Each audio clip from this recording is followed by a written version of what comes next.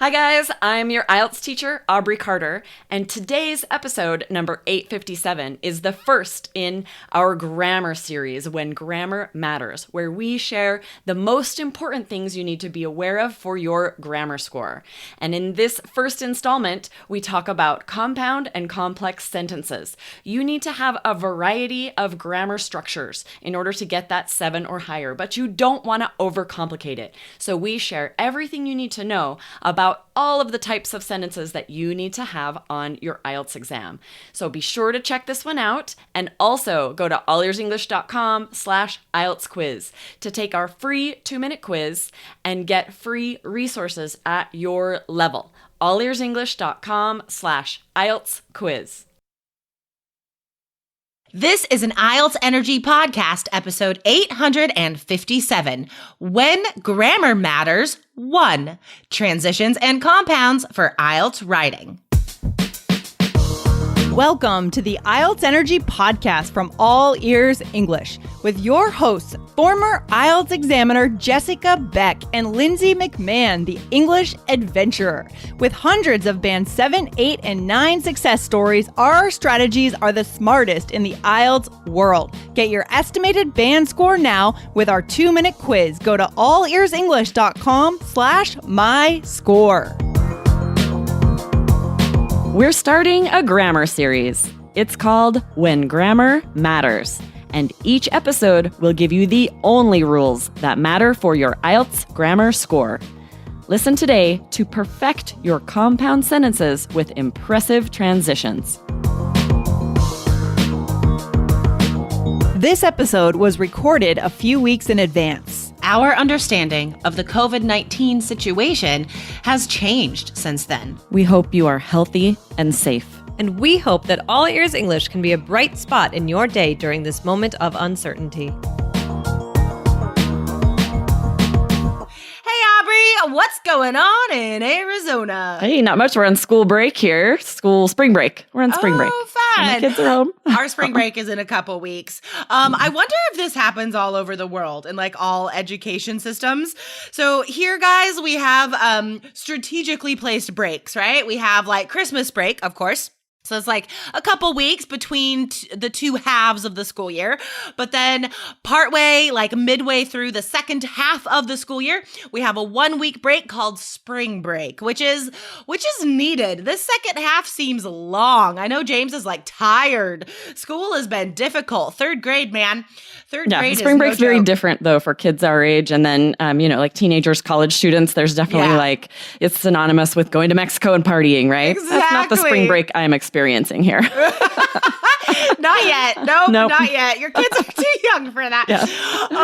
Okay, guys. So we are bringing you the first episode today in a new series that we're very excited about. It's all about grammar. So we're going to describe that series to you in a second. But first, we need to remind you that we are almost closing the review contest, guys. You only have a few more days to post a review of this podcast, IELTS Energy. Be honest in your review, guys. Tell us what you like, what you've learned. Ask us a question, and then we will choose one lucky reviewer at random to get a free IELTS level check with an IELTS expert from our team. How can students and listeners leave reviews, Aubrey? Yeah, you need to come to Apple Podcasts, right? Spotify, and then leave a review wherever you listen to podcasts. Make sure you're subscribed. And yeah, leave us a comment. Tell us if you like us or if you don't, preferably if you like us. Yeah, leave a review. I hope so. Because, guys, we have over 10,000 listeners every single day that listen to this show. And thank you so much for listening. Just remember to hit subscribe so you never miss another episode. Okay. So we're starting a new series, guys, about grammar. It's called When Grammar Matters, because we often say that grammar doesn't matter as much as you think it does. And that is still true. But of course, guys, grammar still does matter. So we're going to talk about specific rules and advice that will help your grammar score. So what are we starting with today? What is episode 1 of this grammar series about, Aubrey? We're going to talk to you guys today about compound sentences and using conjunctions and transitions to make compound sentences, because you do need a variety of sentences in order to get a 7 on grammar. It doesn't have to be lots of crazy complicated sentences, but you need simple, compound, and complex. So today we're going to focus on compound sentences and break it down, show you guys exactly how to use them on writing. We're concentrating a little more on IELTS writing today, right, Jessica? Exactly, guys. So let me tell you why this matters directly for your score, all right? You need to have a variety of sentences. And here's where a lot of students freak out and cause their score to decrease, is that they're trying to have too many different kinds of sentences, which leads you to having a lot of mistakes. Guys, you don't have to have super complicated long sentences, okay? You can get a 7 or higher for grammar if you just have a few complex sentences, a few compound sentences, some simple sentences, and a lot of them have no mistakes. So that's why this series matters, guys. If you master, if you perfect a few different structures, you can get a really great grammar score, all right? It's about having enough variety, not tons, and having very few mistakes, all right? So that's what we're going to help you do in these episodes in this series. So let's first of all explain, what is the difference between a compound and a complex sentence? Okay, and then we have a really fun way to help you guys remember. So compound sentences are two independent clauses, which an independent clause, it's like a sentence. It has a subject, verb, it's a complete thought. You could end it with a period and you've got a simple sentence, right? But dependent clauses are a little bit different. They are a group of words. They also have a subject and a verb, but it's not a complete thought, right? You are left thinking, what's the rest of this sentence? You can tell it's an incomplete thought. For example, while Ben was at the store, right? You're left thinking, what happened next? What happened while Ben was at the store?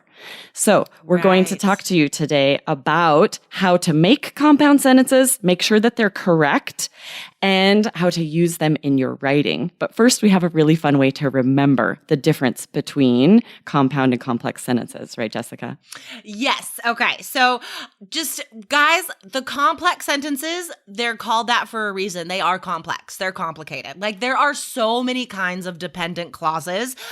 Some of them have subjects, like you said. Some of them there's like adverb clauses, adjective clauses that maybe are just transition and verb ing, right? With no clear subject. So guys, there are so many different kinds of complex sentences and dependent clauses. So we are not going to talk about that today. We will get into that later. But today, independent clauses, right? Joining two of those, that is a compound sentence. So a compound has another meaning. A compound is also a piece of land on which there are different houses or structures that people live in, probably families, right? So there's independent families that live in their own house, but they are joined together on this piece of land. So are there any compounds where you live? Like, it's not a common sort of way to live here, I think. Yeah, I think it really depends where you live, right? But randomly, about a mile from where I live, there are sort of these farm horse properties, and they're each about 5 acres. And there are several compounds where a family has built a house. And then once their kids get older and get married and have kids, they come back and build a house on that 5 acres. And there'll be several of the children who come back and live there. So then it's what we would call a compound. Several families living together so that the grandkids can know their grandparents. So this is a good way to remember, like a compound sentence. There are at least 2 independent families living in 2 different houses on the same piece of land. That's so funny. And Aubrey and I were talking about this before recording, guys. Neither of us would want to live on the compound. We both love our families dearly, of course. But, I don't really want to see all of my family every single day. Okay, guys. So let's get into this. Now, what is the first thing students need to know about compound sentences, Aubrey? Hey Hello, awesome listeners. Our review contest ends in just a few days. So right now, guys, leave us a review for IELTS Energy, and one lucky reviewer will be chosen for a free IELTS level check with an expert from our team. So right now, guys, on Apple Podcasts or Stitcher or wherever you listen, leave us a review for this podcast. It helps more people find the show, and you might get a chance to talk with one of us for free. So leave us a review, guys. I can't wait to read them.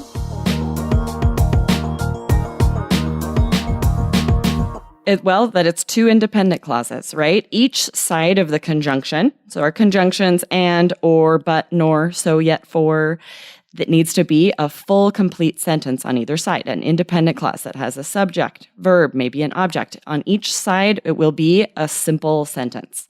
And then you join them with your conjunction. So this is really important for your writing, because instead of being sort of choppy with lots of simple sentences and then not accomplishing that grammar score, that requirement of needing a variety of sentences, you can have compound sentences just by joining your simple sentences. So, sorry, I was going to give an example. Yeah, no, go ahead. All right, here's an example, right? If you have the two simple sentences, teenagers spend too much time on smartphones. Teenagers waste time playing video games, right? You wouldn't want to say both of them separately. You can combine them to make a compound sentence. Teenagers spend too much time on smartphones, comma, and they also waste time playing video games. Okay, now this is important, guys. Now, this has a conjunction and there's two simple sentences on either side, right? And my advice to you guys, if you have that conjunction and you're not sure if you should have the subject after that, put the subject, because you're definitely going to be correct, right? I think that's easier to do and you will have fewer mistakes. But we can also change that up, right? Yes. And we could take out that second subject because it's the same. So we could say teenagers spend too much time on smartphones and waste time playing video games. Now, is that a compound sentence? No, right? If you don't have a subject and a verb on both sides of the conjunction, it's no longer a compound sentence. That actually would just be a simple sentence, and you wouldn't need the comma after phones. You would just say, teenagers spend too much time on smartphones and waste time playing video games, and there would be no comma. You only need comma with the conjunction if it's a full independent clause on both sides of the conjunction. Exactly. Now, we are getting really into the nitty-gritty with grammar here, guys. And again, we are only telling you what matters for IELTS. We're not going to explain all of the rules, okay? Like I said, there are so many different kinds of sentences, and don't confuse yourselves by trying to learn all of them. Like, just don't. You don't have to for your score. So this is very important because we see students make mistakes with commas all the time. So in this grammar series, guys, keep a whole page just about punctuation, okay? Because punctuation really matters for your grammar score, guys. As an examiner for 14 years, I can tell you that we really examine punctuation, because that's an easy way, like, for an examiner to see, oh, she made like a bunch of mistakes with commas and stuff. 6 for grammar, right? Or Right. if there's too many mistakes, 5 for grammar. So punctuation really matters, all right? It's because it's like directly connected with that's how we make different sentence structures. So, okay, so conjunctions. That's the easiest way, the classic, right? Classic grammar structure. But there's another way that we can join two independent clauses, and that's with a transition, right? But only certain transitions. So, can you give us 3 transitions that we can use to join two simple sentences, Aubrey?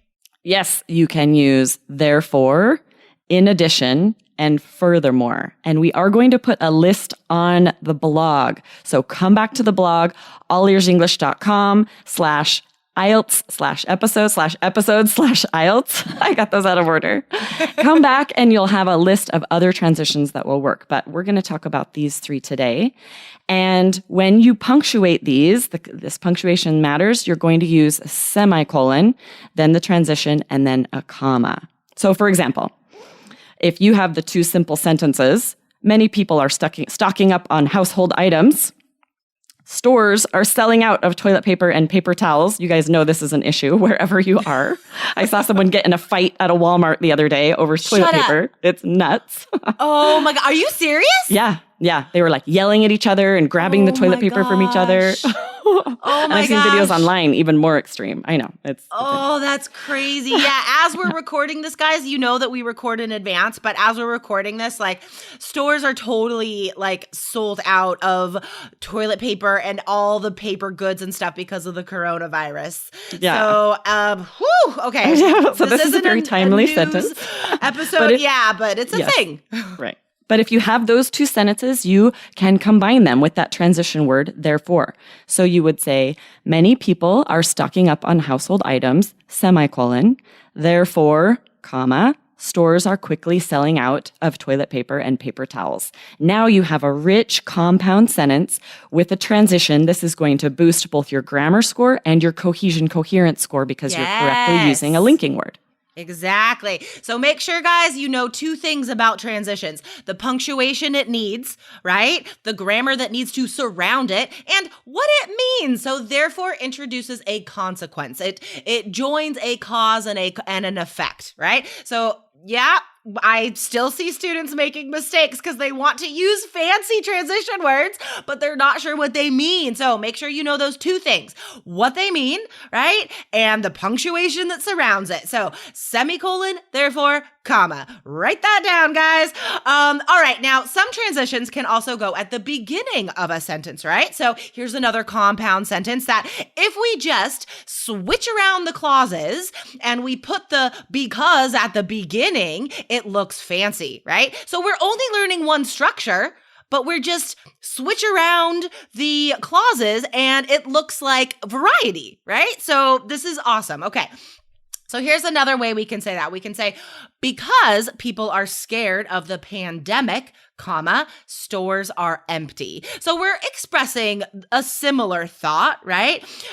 Introducing a cause and effect, linking a cause and effect, and also using a great vocab word, pandemic. You might have seen that in the news recently, guys, because the WHO just declared coronavirus a pandemic, which, what does that mean, pandemic? It's a worldwide illness that has crossed a certain threshold as far as numbers, right? And yeah, we actually had a student comment on the Facebook in our Facebook group asking, what is the difference between an epidemic and a pandemic? And she had been Googling and there was a lot of confusing information and she wanted to know, is coronavirus a pandemic? And even the WHO was like being really non-committal about it at the time. Now they have declared it a pandemic. But so I was able to give her a quick answer. Yes, an epidemic is an outbreak of a disease. A pandemic is when it spreads throughout the globe. So this is another reason to get into 3 Keys IELTS, you guys, because our Facebook group is exclusive to 3 Keys students. So if you want quick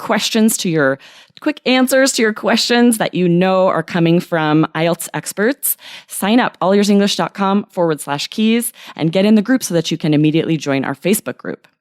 Imagine, listeners, having 24/7 access to us, like the people you are listening to right now, us, IELTS experts who love to teach you everything about IELTS and English.